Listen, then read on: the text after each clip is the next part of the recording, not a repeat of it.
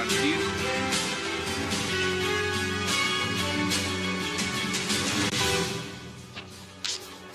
Bienvenidos a 360 grados, una visión global de la noticia, un espacio para debatir sobre todo lo que sucede en Colombia y en el mundo. Y hoy 360 empezará debatiendo sobre el polémico tema de las altas pensiones de congresistas y magistrados, cuyo fin está en manos de la Corte Constitucional. A partir de ahora, la nación no pagaría pensiones por más de 14.7 millones de pesos a las que accedían quienes ganaran más de 20 millones de pesos mensuales al momento de pensionarse. ¿Tomará la Corte una decisión política o netamente constitucional? Ese será nuestro primer debate esta noche en 360. Y en nuestro segundo bloque hablaremos de los problemas que está trayendo para el gobierno del presidente Juan Manuel Santos su relación con Nicolás Maduro. Arrecian críticas contra la canciller María Ángela Holguín por no rechazar los ataques de lo que fueron esos enfrentamientos de diputados opositores en la Asamblea Nacional de Venezuela. Y por supuesto también los que se hicieron contra el expresidente Álvaro Uribe por parte del presidente Nicolás Maduro y su gabinete. ¿Qué pasa con la administración del presidente Santos y la diplomacia con Venezuela? Lo debatiremos también esta noche en 360 y ya en segundos le doy la bienvenida a nuestros invitados.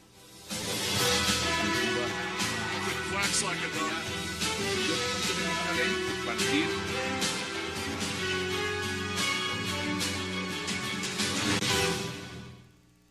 Y qué gusto tener esta noche en 360 a la senadora Alexandra Moreno Piraquive, al doctor Horacio Serpa, a Juan Carlos Lancheros y también a Óscar Iván Zuluaga. Qué placer y gracias por haber aceptado esta invitación esta noche. Encantado de estar aquí. Muchas gracias. No, gracias a ustedes. Día lluvioso y la noche no hay que decir más. Frío, ¿no? Mucho frío.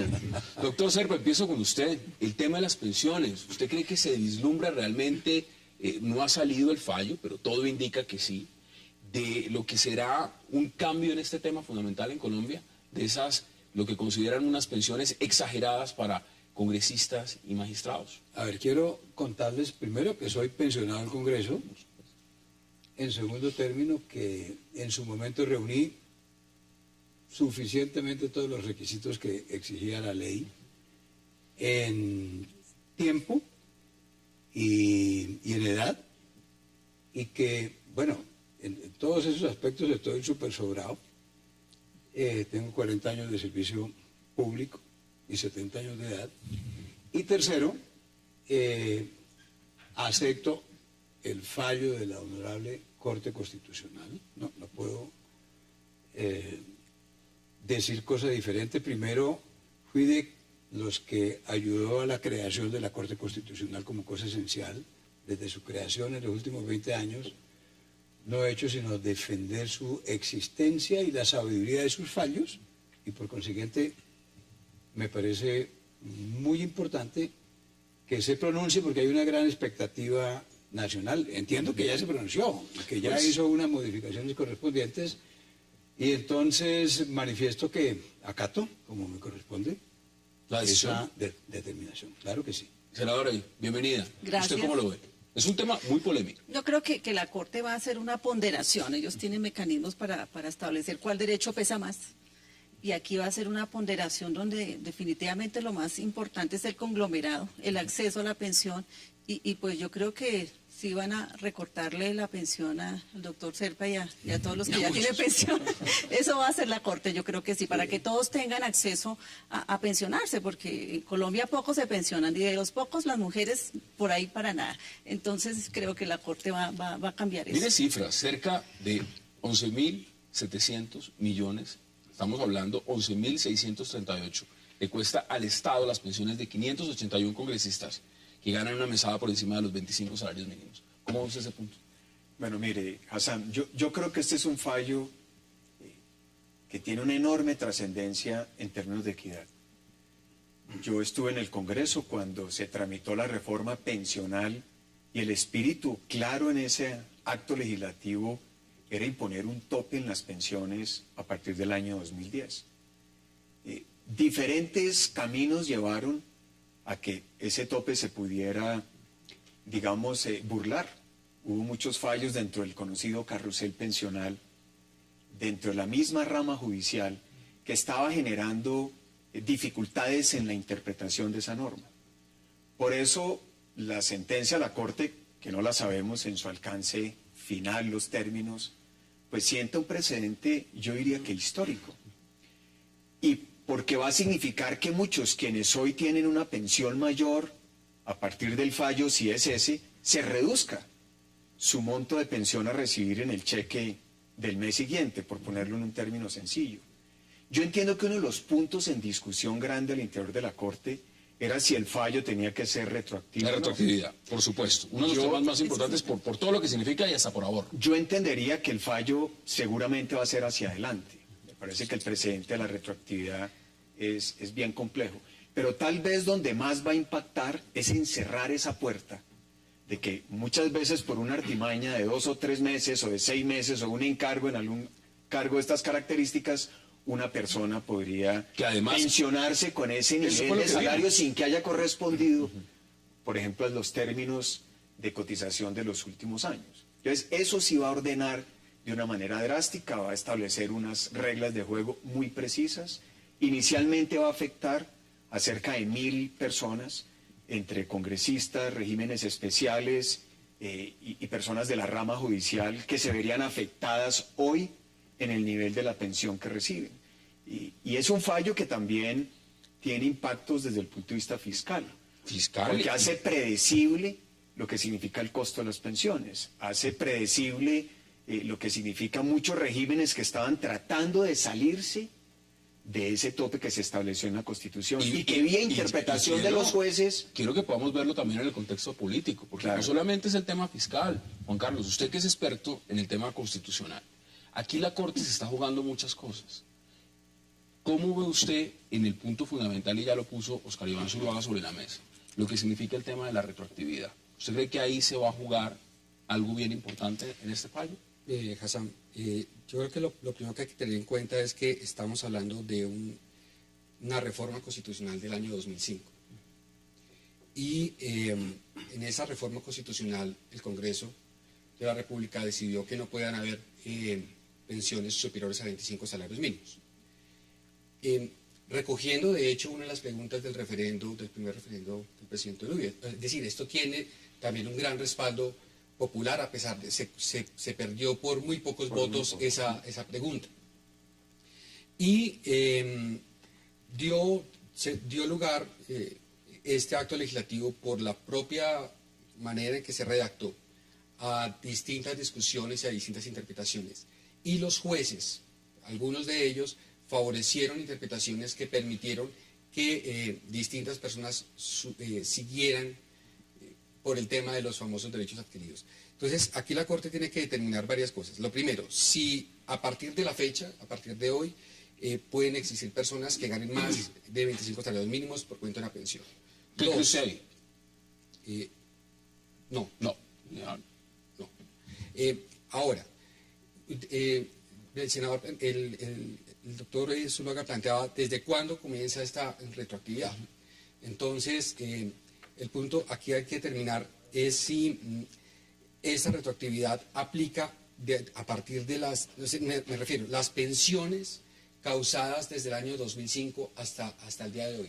Esas pensiones, ¿qué va a pasar con ellas? A mi juicio, la lectura del acto legislativo no ofrece ninguna duda. Entonces, esas pensiones también se recortarían. El problema radica y yo no creo que la Corte llegue hasta allá, si esas personas se entiende que recibieron ilegítimamente esas pensiones, las deben devolver. Yo creo que eso no va a suceder. No va a suceder ese escenario. No, pero sí va a haber un recorte sustancial de las pensiones otorgadas a partir de 2005. De ahí para atrás la cosa es muchísimo más complicada y yo creo que ahí sí va a haber un gran debate al interior de la Corte. ¿Qué dicen ustedes al respecto? Pienso que la definición de la Corte es para todas las pensiones. Sí. No solamente a partir del 2005, sino para todas. El que tenga una más de 25. Más de 25. Ya dije que acepto No, claro, pero por supuesto, pero uno tiene que ser consciente de las cosas. Esa no es mi preocupación. Mi preocupación es que se vaya a entender que la pensión no es un derecho, que la pensión es un regalo. No, la pensión es un derecho, la pensión es una prestación en Colombia y en el mundo entero, para lo cual el trabajador va ahorrando, Claro. ¿verdad? Quienes somos pensionados hemos hecho a lo largo de los años unos aportes para ir acreedores de ese acumulando y derecho. tal, de manera que luego le hacen a uno, digamos, como una especie de retribución con lo que uno mismo ha ahorrado. Lo que pasó en estos casos, ¿por qué la rabia de la gente y por qué la necesidad de hacer las revisiones? Porque hubo muchas vagabunderías. Conocemos todos los escándalos que se presentaron en las cortes, ¿no? Que había un juez municipal y duraba 20 años de juez y luego iba 6 meses a ser magistrado auxiliar y salía pensionado como magistrado. No todos ¿Por fueron qué? juiciosos como usted. ¿Por qué? Eso está Correcto. clarísimo. ¿Por qué es la vagabundería? Porque entonces ese sí no ahorró Claro. durante 20 años con ese sueldo con el que va a salir pensionado. Pero en el Congreso pasó lo mismo. Claro. Yo fui elegido 5 veces al Congreso de la República, pero además ejercí no sé cuántos cargos, de manera que, repito, no tengo ningún apremio sobre el particular, pero en el Congreso de la República, ¿ve? Sobre todo cuando había el sistema de los suplentes, se cuadraba que un maestro, que por supuesto es una profesión supremamente importante y respetable, pero era un maestro rural y por razón de las circunstancias de los sueldos en el magisterio ganaba 1,5 millones, convenía ser suplente de fulanito de tal, una persona que salía terminaba con porque una tenía pensión. los votos para salir, etcétera, lo dejaba asistir 6 meses y salía con sueldo de congresista. Y eso es una inequidad y eso es una trampa y eso fue lo que dio origen a toda esta serie de Pero cosas. ¿sabe qué es lo otro que va a ocurrir con el fallo?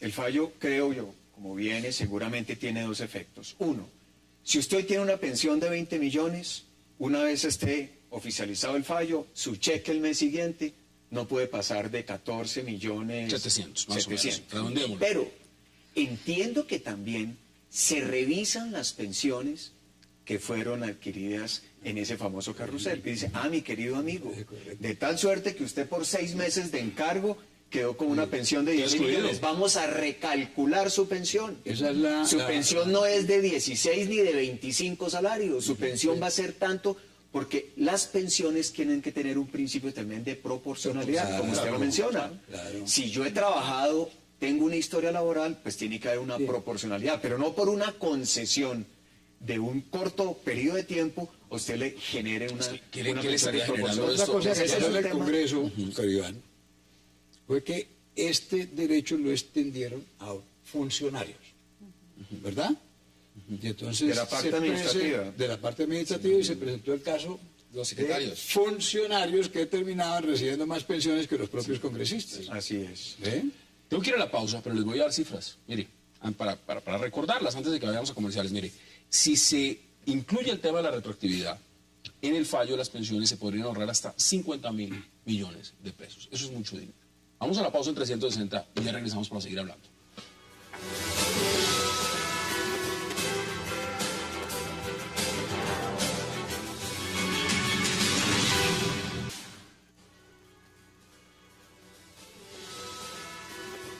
Decisión de la Corte Constitucional que elimina pensiones gigantes contribuye a nuestro objetivo, hacer de Colombia un país más justo.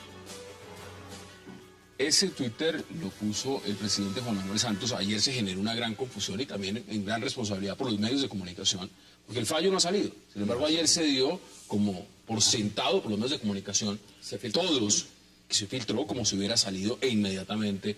Por eso el propio presidente, el ministro del Trabajo y demás, todos dijeron es una maravilla y lo celebraron. Ahora, hay un tema también, porque no solamente lo tributario, tema fiscal, es lo político. ¿Qué tan importante es este fallo en lo político, no solo para la Corte Constitucional, sino también el gobierno ha dicho que lo celebra, y que lo celebra a lo grande? ¿Cómo ve usted ese componente, senador? Yo creo que hasta ahora se está aplicando lo que dice la Constitución, que somos un Estado social de derecho. Así que por encima del derecho adquirido, por encima de muchas cosas, ya impera, son los derechos humanos, el acceso real a las pensiones. Inclusive el Congreso ya está haciendo reformas, hizo una ley hace poco para que dentro del núcleo familiar, cada uno hizo un aporte a pensiones, pero fueron pocas, 10, 15, bueno, lo que alcanzó a hacer. Entonces, ¿qué hace la ley? Sumarlas todas para que aunque sea uno de ellos pueda acceder a la pensión, que eso es lo más importante, el acceso a la pensión. Entonces creo que vamos evolucionando, ya esos privilegios o esos derroches que tuvo una época las pensiones que nos contaban aquí nuestros compañeros de mesa, todo eso se va acabando y tratar que todos los colombianos tengan acceso a la pensión, así todos tengamos una pensión, un sueldo mínimo. ¿Y el magistrado Rojas, Juan Carlos, qué le pasa ahí con recién llegado a la Corte? No sé, debe estar un poco triste. ¿Debe estar un poco triste por el Sí, tema de la pensión? Sí, pero igual él no participó en la... Ahí no tiene nada que No, ver. él se marginó pues, de la discusión, pero ahí yo creo que hay un tema que me parece muy importante. Digamos, primero esto es igual un jalón de orejas para el gobierno, porque nuevamente es la Corte Constitucional la que tiene que venir aquí a apagar el incendio de las altas pensiones. Es decir, uno lo que hubiera esperado es que apenas hubiera pasado el primer, el segundo y el tercer fallo por parte de jueces que hubieran interpretado discutiblemente el acto legislativo, el gobierno hubiera tomado cartas en el asunto y por una cuestión de principio hubiera procedido efectivamente o a aclarar o a pedir a la Corte que hubiera revisado esos fallos. Y no lo hizo. No lo hizo. No lo hizo. Un tema político me parece interesante y yo lo recuerdo como ministro de Hacienda. Siempre una de las discusiones era gravemos con impuestos las pensiones altas, porque fueron obtenidas muchas de ellas de manera inequitativa. Entonces establezcámosles un impuesto. Eso nunca pudo pasar en el Congreso de la República, pues porque obviamente había afectaciones directas. Este debate, digamos que es como una respuesta en ese sentido. El hecho de haber generado un techo es como el equivalente de haberle puesto un impuesto a esas pensiones que habían sido obtenidas de manera inequitativa. Y eso me parece que es muy importante en el debate político porque cierra uno de los problemas que nunca se había podido lograr avanzar en toda reforma tributaria porque generaba una oposición muy fuerte en el Congreso. Porque es que además el tema de la inequidad no era solo esas pensiones altas, sino que es una renta que no paga impuestos. Las pensiones tienen un tratamiento especial y es que no pagan impuestos. Entonces era un ingreso neto. Era un ingreso neto. Entonces se configuraba un doble principio de inequidad. Obtenía muchas veces sin haber ni siquiera aportado a ese monto de pensión. Y aparte de eso, era libre de impuestos. Me parece que este fallo cierra esa discusión. Vamos a ver cómo sale. Tiene ¿no? una tranquilidad, si es así. Sí, es así. Si tiene todos esos elementos. Ahora, ¿cómo se explica, digamos, en lo político? Se lo pregunto en lo político, no solamente en lo fiscal, porque, bueno, usted va a estar afectado. Le reducen la pensión, usted dice no hay ningún problema. Pero, bueno, veámoslo en la perspectiva también de lo que significa en la tasa igualitaria de los colombianos. Muchos se preguntan cómo es posible, después de la reforma, del fiasco de la reforma a la justicia, después de lo que ha significado toda la incertidumbre de si la reforma tributaria está cumpliendo o no lo que ha significado y lo que propuso el gobierno, que esta decisión de la Corte, que es por supuesto del legislativo, no tiene nada que ver con el ejecutivo, no llegase a solucionar realmente el problema. Un problema que está visto desde la óptica y genera un gran estupor entre la población. No se puede dejar que sigan teniendo ciudadanos de primera categoría y de tercera categoría del tema pensional. Miren, yo pienso que el problema es un problema político, un tema político, pero no es un tema fiscal. Bueno, aquí tenemos un distinguido ministro de Hacienda. Es decir, las finanzas públicas de Colombia no se van a solucionar con esto, de ninguna manera. ¿Ve? Desde el punto de vista político hay dos circunstancias que aclarar. Las pensiones de los altos funcionarios siempre van a ser más altas que las pensiones de quienes ganen menos sueldo, en el nivel oficial o en el nivel particular. O sea que eso, no hay en el mundo ningún régimen de pensiones en donde todo el mundo tenga pensión igual. Pero porque es que se trata es de que a lo largo de los años hay que ahorrar para lo de la pensión. Critican mucho Lo del el tema político en El tema Colombia. político esencialmente es por lo siguiente. A la gente no le gusta el Congreso y no le gustan los congresistas y no les gustan los políticos. Hay muy mal predicamento sobre los políticos. Bueno, hay grandes políticos, no todos son cuestionables, etcétera, pero es una circunstancia que es evidente en Colombia. el hecho de que la Corte, que es una entidad que tiene prestigio, asuma una decisión de esta naturaleza, pues por supuesto eso tiene un gran aplauso en el país, y eso lesiona a la clase política y lesiona al Congreso. Claro, como político eso me duele más que también vaya a resultar lesionada la rama judicial. Es más la rama delicado judicial es la rama que se ha mantenido por fuera del desprestigio de las otras dos ramas, porque la rama ejecutiva, también tenemos que decirlo, no goza de las mejores consideraciones públicas, ¿no? Sin embargo, muchos critican que se gana, digamos, un político en Colombia gana más que un político europeo, por ejemplo, y se pensiona mejor. ¿Eso también entra en la ecuación o no entra en la ecuación dentro de la que es la perspectiva general? Sí, pero con una observación, doctor Serpa, es que si bien hay unos magistrados muy juiciosos, el Consejo Superior de la Judicatura no goza de tan buen renombre porque justamente favoreció este carrusel pensional del que usted habló. Yo creo que los estados, en general los gobiernos, también viven de señales, y esto es una muy buena señal en materia, digamos, ética, ¿no? Que es un punto del que no hemos conversado, pero efectivamente no tiene presentación ninguna frente al país que mientras una persona trabaja 20 años, cotiza en el número de semanas, a duras penas le alcanza con un salario mínimo, otras personas que trabajan durante un año en el Congreso de la República o en las altas cortes termine ganándose 15, 20 o más millones de pesos. Son millones de colombianos que ganan el salario mínimo. ¿Y saben cuál es el problema grave de la cosa pensional en Colombia? Por supuesto, las pensiones bajas, claro, pero es el poquísimo porcentaje de colombianos que teniendo edad de jubilación no se pueden jubilar. Claro. Ni siquiera el 30% de las personas que deben tener una pensión en Colombia tienen pensión. Deben sus conclusiones. Pero viene un tema político que es muy delicado. Este fue un fallo muy difícil, porque los que más se afectaban eran los propios jueces de las altas cortes. Fue hasta muy complejo armar los jueces en la Corte Constitucional, porque los impedimentos fueron enormes. Las presiones fueron pues muy amplias para tomar una decisión en este sentido, porque era una decisión que sí afectaba directamente a todos los magistrados, a los delegados de Procuraduría, a todos los empleados públicos de rama judicial de alto rango. Era un fallo que iba a afectar su bolsillo de manera drástica. Y por eso hubo muchas dudas. Nombraban conjueces y los conjueces se declaraban impedidos. Armar un mínimo de 7, que es lo que se exige para poder tener una decisión, fue complejísimo. Lo que muestra el problema político y el alcance de esta decisión, que si fue como nos lo han dicho, pues resultaría histórica para el país desde la Corte Constitucional. Deben sus conclusiones en 30 segundos, Juan Carlos, porque vamos a hablar de las relaciones con Venezuela. No, Hassan, este es un fallo que protege la institucionalidad, que de alguna manera devuelve la confianza de los ciudadanos en la Corte Constitucional, en las altas cortes. De hecho, la protege, contrario a los propios intereses que muchos tenían.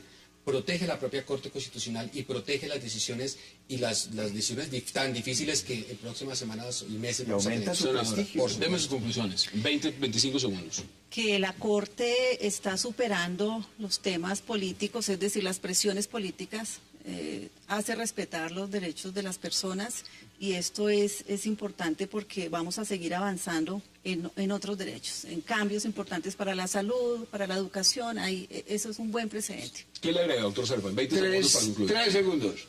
Duralet, Celdex. Vamos a la pausa, porque al regreso vamos a hablar con nuestros invitados de Venezuela, y por supuesto de declaraciones y de posiciones frente a cómo se debería de manejar la diplomacia con el país vecino. Ya regresamos.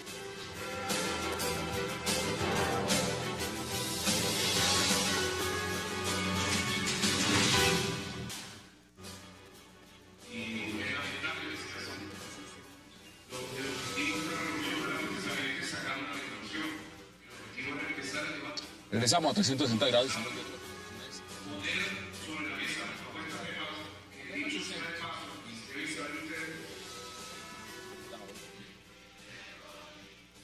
Estamos viendo las imágenes del presidente Nicolás Maduro y regresamos a 360 grados. Y quiero aprovechar con nuestros invitados para hablar de las relaciones que está teniendo en este momento diplomáticas Colombia y Venezuela. Eso en el marco de las declaraciones que ha dado el presidente Nicolás Maduro atacando al expresidente Álvaro Uribe, pero también en el enfrentamiento que se dio a puños, a golpes, entre la oposición venezolana y el chavismo, encabezado por Diosdado Cabello en la Asamblea Nacional. Pero también quiero preguntarle, ¿qué pasó con la embajada de Venezuela? ¿Cuál Ya embajada? casi, ya casi. Usted dijo que no la aceptaba. ¿Cuál embajada? No. Todavía no. Todavía Eso no. ya eso Lo van a mandar con la pensión reducida. Lo van a mandar a me de pelea y sin Tanto que pensión. allá hay ganando en dólares, ¿no? Lo que pasa es que no se sabía qué cambio le convierten esos dólares. Sí. ¿Qué lo puso a pensar realmente frente a la embajada? Lo que ha pasado últimamente, que No, yo tomé la decisión de quedarme en Colombia en el proceso político. Es un proceso supremamente interesante. En este momento pienso que un político, y yo llevo tantos años en la actividad que no se puede ir uno. Y ahí Es está el mejor hijo. estar aquí. Mejor estar acá. Pero ahí está el hijo. Pero él está muy contento ahí en lo del consejo, ¿no? Estuve en Venezuela formando parte de la misión del Centro Carter ahora en las elecciones. Hablé con unos y con otros, hablamos pues porque no era una actividad personal. Y bueno, pues un proceso complejo, difícil, una contradicción enorme. Bueno, sigue. ¿Usted cree que se sigue. están manejando bien las relaciones en este momento con Venezuela? Una cosa era con el presidente Hugo Chávez, otra cosa es ahora cuando existe un manto de dudas sobre la legitimidad en la presidencia de Nicolás Maduro. Y ahora que han llegado esos ataques directos contra un expresidente colombiano, y leo acá ya titulares de prensa donde hay fuertes críticas desde el Congreso a la gestión de la canciller María Ángela Holguín en repeler o contestar a esos ataques. ¿Cómo ve usted la diplomacia colombiana con Venezuela en este momento? Primero, doy mi opinión. Yo sí no tengo ninguna duda sobre la legitimidad de la elección del presidente Maduro, porque allá hay un sistema de conteo de votos automatizado, electrónico, sobre el cual, como tuvimos la oportunidad de preguntárselo a la oposición, tiene plena confianza la oposición. ¿Ve? Entonces, yo no creo que hubiese allí habido fraude. Primera cosa. Segundo punto, en un sistema político democrático, y es lo que yo le enseño a mis alumnos de Derecho Constitucional, el principal órgano de todos es el electoral. Pues claro que es importante la Corte Constitucional y es importante la Fiscalía y tal, pero es que el funcionamiento del sistema depende de lo que diga el sistema electoral, ¿no? Y allí hay un sistema electoral que lo cuestionan los contradictores, que lo apoya el gobierno y tal, pero digo, los votos fueron estos. Pero un Algunos Consejo días Nacional después- Electoral con 5 miembros, 4 chavistas, solo uno en la oposición. Bueno, esas son las observaciones que hace la oposición. ¿Ok? En tercer lugar, le dio la credencial al presidente Maduro. En cuarto lugar, el presidente Maduro se posesionó y lo hizo ante los diferentes poderes del Estado, ante la comunidad internacional. Yo pienso que no hay duda ninguna de la, ¿Ustedes lo ven de igual? la legalidad, de la legalidad de la elección. Y hablando con los señores de la oposición, ellos se quejaron siempre de una cosa que sí creo que hay que analizar a fondo. Claro, respetando la autonomía de Venezuela, porque uno no se puede meter allá. Y es lo que ellos llaman el ventajismo, ¿no? El Ahora, ventajismo que son, sí, las ventajas que tiene. Ese el bache se gobierno y redujo tal. mucho. Ahora, ¿Ve? miren, estábamos viendo hace Pero unos termino segundos. diciéndole después de esto lo siguiente. No, a mí me parece un escándalo lo que pasó en la Asamblea. A mí me parece totalmente inapropiado que el presidente de la Asamblea diga, bueno, si ustedes no reconocen la legitimidad del gobierno, no les pagamos los salarios. No es que no les da la palabra. No me se calla, entiendo, ¿no? o sea, Pero, yo a no ver, entiendo vamos eso, por creo, partes, vamos por entre partes. otras cosas, ¿Usted, porque ¿usted está de acuerdo? para ser gobierno legítimo no se necesita que el perdedor reconozca la derrota. ¿Ve? Yo creo Eso que sería terrible. Y Entonces, tercero, no me gustó para nada el tratamiento que le dio el presidente Maduro al doctor Uribe, como no me gustó, y eso lo sabe muy bien el doctor Uribe, el tratamiento que en un momento dado el presidente Chávez le dio también al doctor Uribe, que le dijo que narco, no sé qué y tal. No, eso no me parece a mí apropiado ni conveniente, es más injusto y atrevido. Bueno, ¿qué dice usted? Yo digo lo siguiente, total diferencia con lo que dice el doctor Serpa. ¿Dónde surge la duda? La noche de la elección, Nicolás Maduro aceptó, por la denuncia de uno de los miembros del Consejo Electoral, el 100% del reconteo, para darle tranquilidad a Venezuela y a la comunidad internacional. Al día siguiente, a las 10 de la mañana, sin el reconteo, le expidieron, prácticamente lo ungieron y dijo, yo ya soy el nuevo presidente. Desde ahí empezó un problema muy complejo y se evidenció que claramente en Venezuela todo apuntaba a que se había cometido un fraude muy, muy delicado. Yo por eso le dije al presidente Santos, presidente, Colombia no debió asistir hasta que no se dé un reconteo del 100% como lo ofreció Maduro. Lo que está en juego es la legitimidad de esa elección, que hasta la fecha eso no se ha superado. Y me parece que Venezuela, con Maduro, ha adoptado el camino casi que de una dictadura, de un régimen totalitario, callar a la oposición, Pues ya vemos decir los que no golpes le en las manda peleas. recursos a las regiones donde no se reconozca su triunfo, amenazar como lo ha hecho a las fuerzas opositoras. Se están cerrando todos los espacios Bueno, de libertad. esos argumentos que usted da, ¿qué significan? ¿Que Colombia debería replantear su política exterior hacia Es que Venezuela? el tema de ¿O Venezuela es muy delicado, claro, porque es que por medio hay un triunfo aparente que no tiene una legitimidad clarísima. Y lo que es más delicado, que un gobierno que tiene esas características ilegítimas cometa tamaña injuria, calumnia contra el expresidente Uribe. No en la parte personal, es que el expresidente y cualquier expresidente de Colombia es una institución para Colombia. Y yo por eso le he solicitado al presidente Santos que defienda la institucionalidad. El presidente Uribe, a título personal, ya le dio poder a un abogado. No, ya se encuentra Pero lo en que está en juego trámite. es la institucionalidad. Pero mire, vuelvo y le digo, Y ese ya es un tema que sí me están parece lanzándole tremendamente delicado, donde el gobierno sí tiene que fuertes hacer sentar críticas su voz desde el enérgica. Congreso, y senadora, se lo pregunto porque desde el Congreso ya están criticando a la canciller Holguín. ¿Usted cree que debe el presidente replantear en alguna forma o hacer un llamado de atención o mirar las relaciones con Venezuela con ojo distinto? No, yo creo que sea o no sea legítimo el gobierno del presidente Maduro, Colombia también ha sido cuestionada por la legitimidad.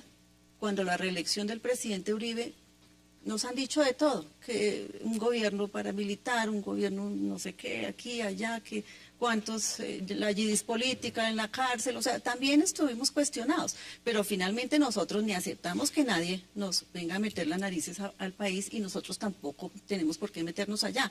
Me parece grave lo que allá pasa, pues aquí tenemos nuestros propios problemas, entonces yo creo que los asuntos internos de Venezuela son de ellos miran cómo lo resuelven y para eso se crearon organismos superiores, porque entonces así nos tocaría decirle a Perú, a México, se vaya a pelear usted también con... No, eso sería un caos total. Entonces, cada país debe respetarse y a mí me parece importante y yo creo que aquí sí se trasladó el problema, no es un problema de estados, las acusaciones del presidente Maduro no son acusaciones de estado, son personales. ¿Por qué? Y son tan personales que desde el mismo Y gobierno por ser de personales Chávez... se deben dejar pasar. Tenemos antecedentes. Un momento, si usted tiene enfrente un toro y por 12 años le muestra el trapito rojo y torelo, pues él le contesta, ¿no? Si yo como una figura pública me pongo a decirle a la otra, es que usted es un canalla, y el otro cállese, pues llega un momento en que se revienta pues la copa. Entonces yo creo que ahí el respeto tiene que ser mutuo. Entonces es una respuesta de las provocaciones de hace mucho tiempo. Esos son antecedentes ya desde el mismo gobierno ¿Qué de dice Chávez. usted, Juan Carlos? Hassan, es que, pues, respetando obviamente la opinión de las personas que están en la mesa, es un secreto a voces que hubo dificultades en la elección, porque es que depende de donde uno tome además la foto. Yo creo que el presidente Maduro no fue después de la muerte de Chávez, no ejerció legítimamente la presidencia a la luz de la Constitución venezolana.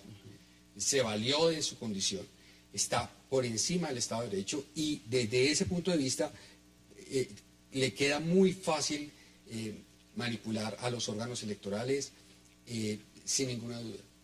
Yo creo que el tema de Maduro para el presidente Santos, pues cada vez va a ser un dolor de cabeza. Peor, es el abrazo del oso. Porque el presidente Pastrana le manda también una carta con unas recomendaciones y ahora estoy leyendo acá. Muy político eso, muy político. Todo el mundo ¿no? se le va a seguir metiendo hasta que el presidente Santos no tenga una posición mucho más firme. Yo creo y coincido con la senadora en que pues definitivamente en este tipo de problemas hay que acudir a los canales diplomáticos y utilizarlos de forma clara. Porque lo que no puede permitir el Estado colombiano es que Maduro, sobre el texto de mantenerse en el poder, exacerbe el nacionalismo, agarrándose un día con Uribe, al día siguiente con Santos o con el... Pues mire lo que escriben senadores, como el senador Juan Lozano, que dice: presidente Santos, ¿hasta cuándo su gobierno seguirá guardando silencio frente a lo que sucede en Venezuela? Usted dice que es muy político. Pues ese mensaje también es muy político, yo lo entiendo, porque esos son la oposición del presidente Santos. Eso hay que dejarlo claro. Mire, volviendo al proceso, el Centro Carter estuvo 5 horas hablando con la empresa que maneja el tema de la votación electrónica. Quedamos satisfechos de la forma como se cumple. Y eso tiene inclusive con el retraso. El retraso, no, Cuando se publicó la información, en el momento mismo, cuando se estipula más o menos que se va a empezar a rendir informes a las 9. Son las 11 y no se han hecho. Claro, porque dijeron, Capriles dice, porque empezaron a hablar unos con los otros y a consultar y no sé qué cosas. No, más o menos irregularidades.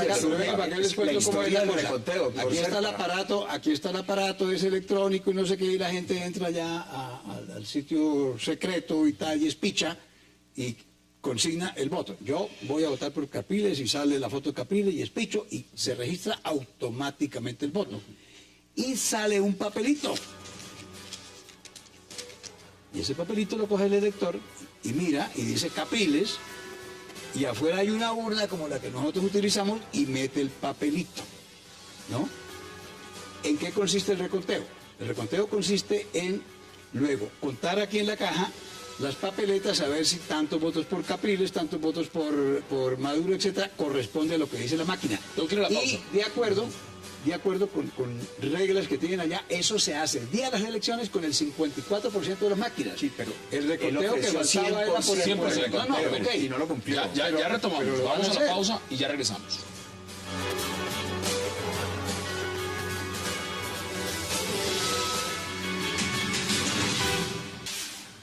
En primer lugar, ya el mundo sabe que somos mayoría. Somos mayoría, lo que nosotros sabemos y hemos dicho. Los que queremos vivir en democracia, en libertad, con justicia, con esperanza, somos mayoría. Y esto ha sido toda una farsa que ha buscado los procesos electorales como un mecanismo de legitimación. Porque la legitimación ha sido el soporte fundamental para sostenerse durante estos años. Pues bien, hoy este régimen no tiene legitimidad de origen, porque el mundo entero sabe lo que sabemos los venezolanos, y es que Enrique Capriles ganó las elecciones y ha sido un robo monumental. Y 2, han perdido la legitimidad en el desempeño, con la brutalidad en la persecución de empleados públicos, de represión a la protesta, la forma como han criminalizado la protesta ha logrado un nivel superior. Y por supuesto con el golpe al Parlamento. Regresamos a 360 y esos son los extractos de la entrevista que concedió María Corina Machado después de la agresión que tuvo en la Asamblea Nacional de Venezuela.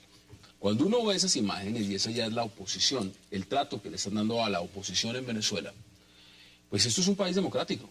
Y la pregunta que se hacen muchos es si se puede ser indiferente y no decir nada frente a eso, y cuando ya esos ataques ya no solamente son frente a lo que algunos consideran ya no es solo la mitad del pueblo venezolano, sino la mayoría del pueblo venezolano, y los ataques son directos a Colombia y a funcionarios que cuentan con un respaldo mayoritario en el país. ¿Usted qué dice al respecto? Ese no es el proceder de un régimen democrático, eso es un régimen totalitario, dictatorial, que refuerza lo que dice María Corina, la ilegitimidad. ¿Cómo es posible que se pueda actuar así contra unos diputados en la oposición, contra una mujer, ser agredida de una forma tan miserable? Eso no es sino de un régimen totalitario.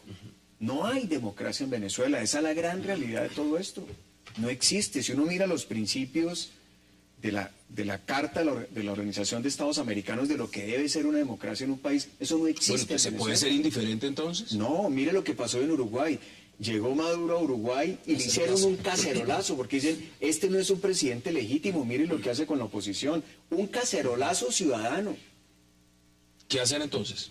Hombre, yo estoy de acuerdo con esas observaciones, repito, lo de la Asamblea me pareció terrible. Nosotros vivimos esa época, en el año de 1949, en la Cámara de Representantes, en el Salón Boyacá, se agarraron a tiros. Mataron a un representante Jiménez de Boyacá y 3 meses después por un disparo que recibió murió nada menos que Jorge Soto del Corral. Eso se superó afortunadamente. Estuve casi 17 años en el Congreso. Nunca hubo discusiones álgidas y discursos encendidos y terribles enfrentamientos verbales, políticos. Nunca ir a la mano. Eso me parece incorrecto. Bueno, pues lamento mucho lo que le pasó a la diputada, terrible. Usted vive Eso- complacencia en este momento y está un poco amarrada también, y hay que ¿Complacencia decirlo, en dónde? complacencia de parte de la diplomacia colombiana frente a lo que está pasando en Venezuela. No, lo que pasa es que Colombia tiene unos intereses que defender ahí en las relaciones con Venezuela. Es un absurdo pretender que vamos a romper relaciones No, no romperlas, pero- como estuvieron durante el gobierno del doctor Uribe, que se perdió el comercio en 4/5 partes. Eso lesionó a mucha gente aquí. No, mire, el respeto. hay un aforismo que todos lo conocemos muy bien, que en las relaciones diplomáticas no se defienden intereses ideológicos sino intereses económicos. ¿Ve? Entonces, Deme sus conclusiones en 20 segundos sobre ese tema. mi conclusión es, hombre, el gobierno colombiano es suficientemente serio y legítimo y consciente como para saber cómo reaccionar frente a esa situación. Yo creo que va a reaccionar en relación con lo del señor presidente Uribe. Repito, no me gustó. Les quiero contar este antecedente. Lo sabe el doctor Uribe. Yo estaba invitado a almorzar por el presidente Chávez en el Palacio Presidencial, siendo yo gobernador. Y 2 días antes del almuerzo fue que el presidente Chávez insultó muy gravemente al presidente Uribe, con quien yo he sido opositor. Y yo no viajé a Caracas. ¿Usted entiende lo que es las instituciones, Sí. doctor Serpa? ¿Esa es la diferencia? Deme sus conclusiones en 20 segundos, senador. Bueno, cuando usted pregunta que si nos tenemos que quedar callados, ¿quién? El Congreso colombiano, por ejemplo, ha invitado a la oposición, se ha invitado a la contraparte para que trasladen el RIN de Venezuela y lo pasen al Congreso colombiano. Bueno, si eso es lo que se quiere hacer, un RIN y un show y un circo. Pero ahí está y se pronunció el Congreso. Lo otro, pienso que el gobierno colombiano, el presidente Santos, está donde debe estar. Reiteradas veces y de manera muy irrespetuosa mutuamente, el presidente Uribe con el presidente Chávez y ahora Maduro se han faltado al respeto todo el tiempo. Entonces creo que el presidente Santos se pone en la mitad y dice no más de esto. Por supuesto exigimos respeto de lado y lado para que esto no siga sucediendo. Pero yo sí creo que si es una estrategia política, pues qué mal, pero Colombia no va a caer en ese No debe juego. caer en eso. ¿Cuáles son sus conclusiones? Hassan, pues el jefe de las relaciones internacionales aquí es el presidente Santos. Y en eso, digamos, hay que estar... Ha dicho que va a usar los canales diplomáticos, Sí, y claro. que no va a usar ni los gritos ni los insultos, pero también se sabe que el canal diplomático es María Ángela Holguín, y María Ángela Holguín tiene complacencia y ha sido una estrategia de mantener y recomponer las relaciones como están con Venezuela. Sí, pero yo pienso que eso es de todo el país. Eso, digamos, difícilmente... María Ángela está siendo- cumpliendo sus funciones. Claro, siendo coherente y consistente, es muy difícil que Colombia entre a asumir una posición distinta. Pero una cosa es eso y otra cosa es que, por lo menos frente a la situación venezolana, acuda a los canales institucionales y uno fundamental es la OEA. Entonces, a ver cuál es la consistencia de la, entre comillas, democracia venezolana con los preceptos de la Organización de Estados Americanos. A ver si es que nos dicen. Lo que pasó fue que en su momento Chávez deslegitimó tanto el papel de la OEA que ahora ya no hay a dónde... Pero si Venezuela es Le miembro doy mis del conclusiones. Consejo Permanente de la OEA, está el señor Le doy mi Chatterton, conclusión. quien fue embajador de Venezuela, que era el embajador en Venezuela. Mi O sea conclusión que es la OEA la también actitud del apoya al gobierno gobierno venezolano. La También. actitud del gobierno es una actitud complaciente y me parece un silencio cómplice con un país donde no hay democracia. Me parece muy grave lo que ha ocurrido y todavía estamos a la espera de esa reacción pública, que es por vías diplomáticas, pero igual los canales diplomáticos también se hacen públicos. Y ahí están todas las posiciones en la mesa, porque evidentemente de eso se trata, senadora. Como siempre, qué verdadero placer. Gracias por acompañarnos. Muchas gracias. Doctor Serpa, gracias también. Encantado. Oscar Iván, gracias también por Además, acompañarnos. una gran compañía. Y a ustedes, gracias por acompañarnos. Nos vemos mañana de nuevo aquí a las 8 para seguir debatiendo la agenda política de Colombia y del mundo. Es una próxima oportunidad.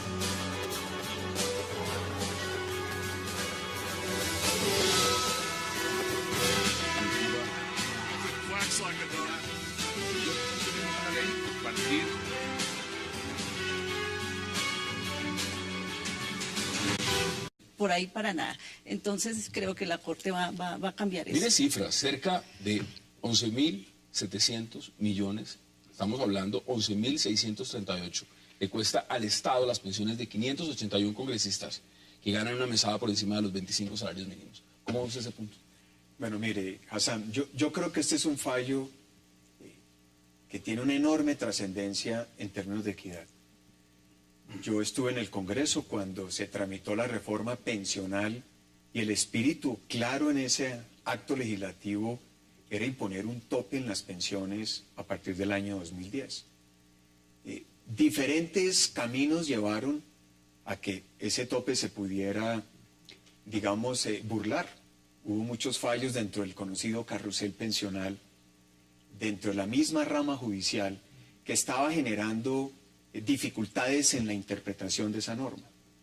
Por eso, De que se vislumbra realmente, no ha salido el fallo, pero todo indica que sí, de lo que será un cambio en este tema fundamental en Colombia, de esas, lo que consideran unas pensiones exageradas para congresistas y magistrados. A ver, quiero contarles primero que soy pensionado del Congreso. En segundo término, que en su momento reuní suficientemente todos los requisitos que exigía la ley en tiempo y en edad, y que, bueno, en todos esos aspectos estoy súper sobrado. Tengo 40 años de servicio público y 70 años de edad. Y tercero, acepto el fallo de la Honorable Corte Constitucional. No puedo decir cosas diferentes. Primero, fui de los que ayudó a la creación de la Corte Constitucional.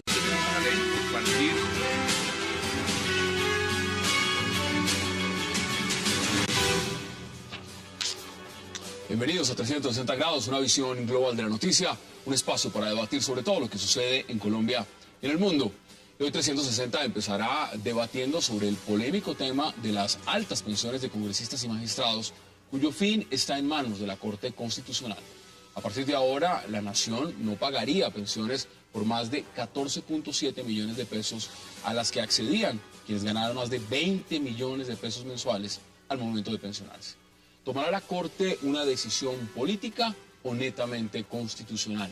Ese será nuestro primer debate esta noche en 360. Y en nuestro segundo bloque hablaremos de los problemas que está trayendo para el gobierno del presidente Juan Manuel Santos su relación con Nicolás Maduro. Arrecian críticas contra la canciller María Ángela Holguín por no rechazar los ataques de lo que fueron esos enfrentamientos de diputados opositores en la Asamblea Nacional de Venezuela. Y por supuesto también los que se hicieron contra el expresidente Álvaro Uribe por parte del presidente Nicolás Maduro y su gabinete. ¿Qué pasa con la administración del presidente Santos y la diplomacia con Venezuela? Lo debatiremos también esta noche en 360 y ya en segundos le doy la bienvenida a nuestros invitados.